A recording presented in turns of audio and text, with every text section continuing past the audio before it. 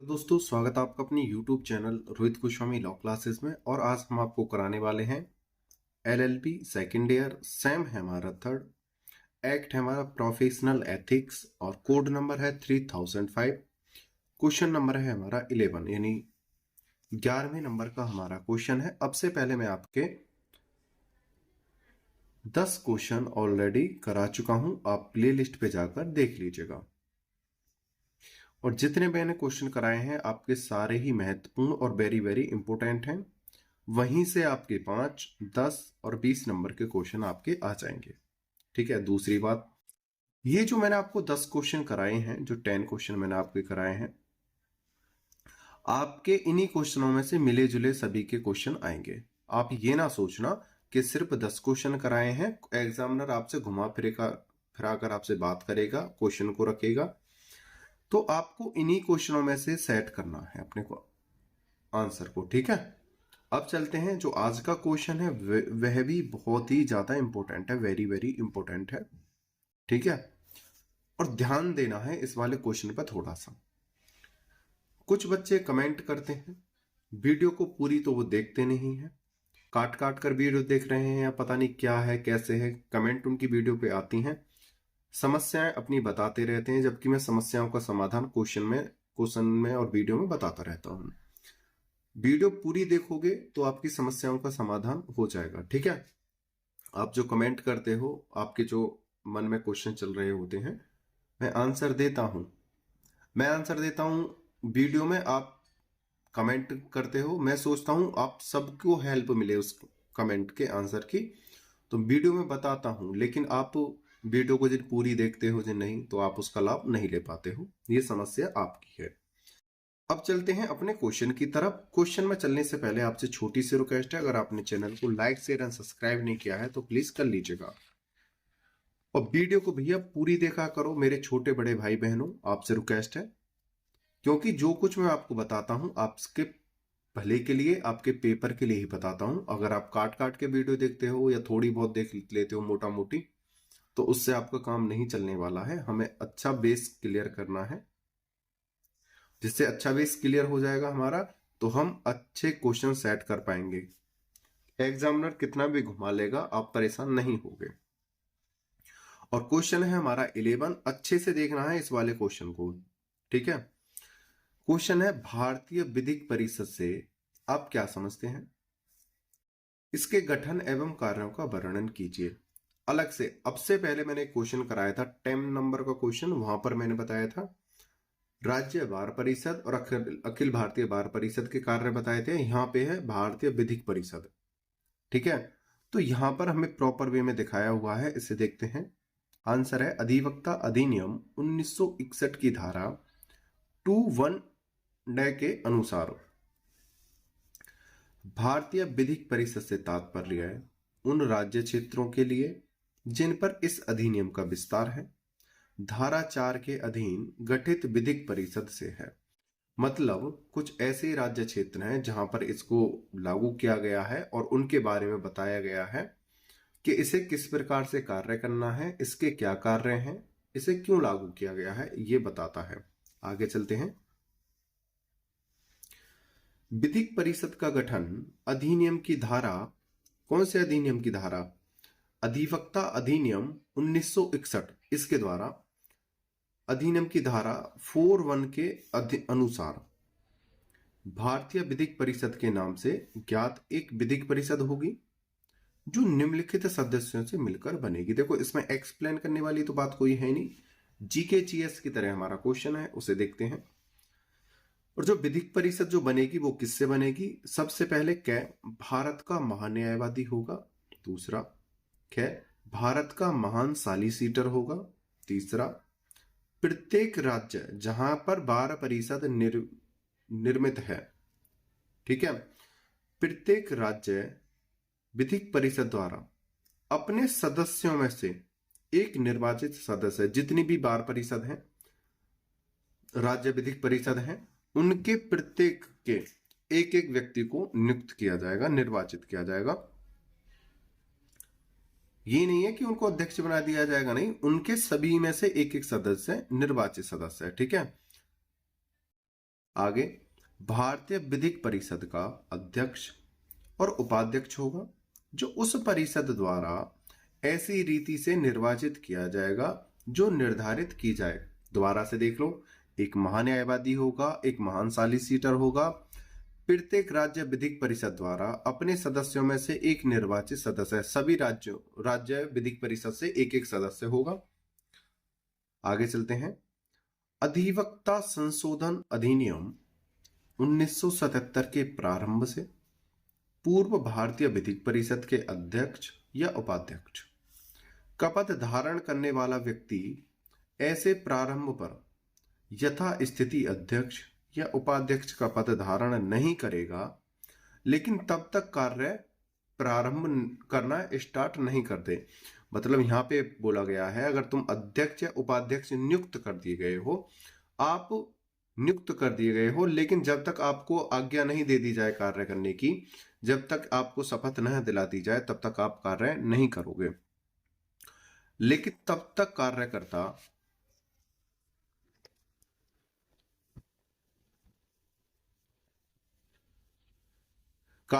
रहेगा, मतलब कार्य नहीं करेगा, सिर्फ क्या रहेगा, कार्य करता रहेगा। और जब उसके बाद जो पूरी प्रक्रिया हो जाएगी, उसके बाद कार्य करेगा। जब तक अधिवक्ता संशोधन अधिनियम 1977 के आरंभ के बाद पदभार संभाल नहीं लेता, जब तक पदभार नहीं संभालेगा तब तक कार्य नहीं करेगा। आगे चलते हैं। ये तो हो गई इनकी नियुक्ति कैसे होती है, इनकी नियुक्ति कैसे होती है, कौन से अधिनियम के द्वारा होती है, कौन सी धारा के द्वारा होती है। अब इसके कार्यों को देख लेते हैं। अधिवक्ता अधिनियम 1961 की धारा 7 के अनुसार भारतीय विधिक परिषद के कार्य निम्नलिखित हैं। देखो, सेक्शन को अच्छे से याद कर लेना। ये रहा हमारा सेक्शन 7। नंबर 1, वकीलों के लिए शिष्टाचार के नियम निर्धारित करना। एक चीज देख लीजिए, मैंने अब से पहली वीडियो में बताया था, जैसे कोई वकील है,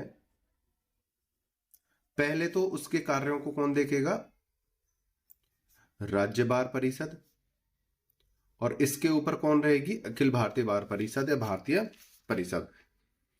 वकीलों के लिए शिष्टाचार के नियम निर्धारित करना नंबर 1 का काम रहेगा इनका। दूसरा, अपनी अनुशासन समिति और प्रत्येक राज्य विधिक परिषद की अनुशासन समिति, एक तो इनकी अपनी अनुशासन समिति होगी और एक प्रत्येक राज्य में राज्य विधिक परिषद की अनुशासन समिति द्वारा अनुसरण की जाने वाली प्रक्रिया निर्धारित करना। मतलब मिलजुल कर एक नियम बनाएंगे जिससे कि वकीलों को कुछ लाभ हो सके। आगे तीसरा है, वकीलों के अधिकार व हितों की रक्षा करना। जो वकीलों को अधिकार और जो हित दिए गए हैं उनकी रक्षा करने का दायित्व इनके ऊपर है। 4th नंबर, विधि सुधार को बढ़ावा व समर्थन देना। देखो, एक्सप्लेन करने वाली कोई बात ही नहीं है, बहुत ही सिंपल पॉइंट है। आगे देखते हैं। विधि शिक्षा को बढ़ावा देना। ये कैसे देंगे, विधि शिक्षा को बढ़ावा कैसे कार्य करेंगे, ये सारी चीजें मैं आपसे पहले वीडियो में बता चुका हूं। अगर आपको पॉइंट याद नहीं आते हैं और आपको 3-4 पॉइंट याद आते हैं और आपको क्या है 10 नंबर या 20 नंबर में आंसर लिखना है, तो इन पॉइंटों को लिखकर अपने शब्दों को 8, 10, 5-6 लाइनों में व्यक्त कर देना। जैसे इनको हेडिंग बना देना और उनको थोड़ा सा एक्सप्लेन और कर देना, जिससे कि आपका एक लॉन्ग क्वेश्चन तैयार हो जाएगा। ये क्या है, हमारी शॉर्ट ट्रिक है। 5th है, विधि शिक्षा को बढ़ावा देना। 6 है, विधिक रुचि की पत्र पत्रिकाएं और लेख को प्रकाशित करना। 7 है, अपने सदस्यों की निर्वाचन व्यवस्था करना। 8 है, विश्वविद्यालयों को जो मान्यता देना जो विधि की संपूर्ण योग्यताएं देने की शर्त पूरी करता हो। ऐसे स्कूलों को मान्यताएं देना जो विधिक शिक्षा को अच्छे से पढ़ा सकें और अच्छे से उन्हें ज्ञान दे सकें। ठीक है। 9, विधिक परिषद की निधि का प्रबंध और बंटवारा करना। आगे देखते हैं। मैंने आपको जितने भी पॉइंट बताए हैं आप इन्हें अच्छे से देख लीजिएगा। अगर आपको पॉइंट कम याद आते हैं एग्जाम में और आपको 10 या 20 नंबर क्वेश्चन करना है, तो आप इनको ही एक्सप्लेन कर देना, हेडिंग बनाना इनकी ब्लैक पेन से और इनको ही क्या कर देना, एक्सप्लेन कर देना। इस प्रकार से आप प्रत्येक पेपर में या क्वेश्चन में कर सकते हो। अगर आपको हेडिंग याद है और आपको कुछ चीजें याद नहीं आ रही हैं, 4-5 हेडिंग याद हैं, तो उनको एक्सप्लेन कर दो थोड़ा सा, ठीक है, तो आपका अच्छा नंबर आएगा। आगे देखते हैं, भारतीय विधिक परिषद निधि का गठन निम्नलिखित उद्देश्यों के लिए भी करेगी। भाई निधि का गठन क्यों होगा उसको भी देखते हैं। नंबर 1, निर्धन वकीलों के लिए कल्याणकारी योजनाएं के संचालन वे वित्तीय सहायता के लिए, अगर कोई निर्धन वकील है उनकी सहायताओं के लिए। दूसरा, विधि सहायता व सलाह के लिए।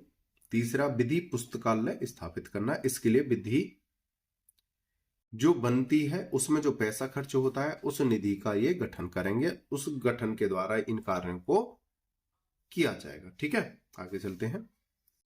एग्जाम्पल नंबर 1, तमिलनाडु राज्य बनाम श्रीमती कन्नामल 1997। जैसा कि मैं आपको प्रत्येक वीडियो में बताता हूं कि हमारे हेडिंग्स से, ब्लैक एंड ब्लू पेन से और हमारे केसेस से नंबर अच्छे आते हैं।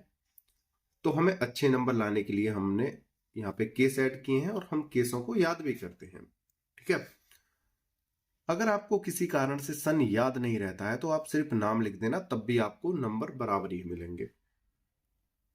इसमें न्यायाधीश ने कहा कि कोई भी विश्वविद्यालय बार काउंसिल ऑफ इंडिया से निर्देश प्राप्त किए बिना वकीलों के रूप में पंजीकृत किए जाने हेतु प्रदत्त विधि के शिक्षा पाठ्यक्रम में कोई परिवर्तन नहीं कर सकता है।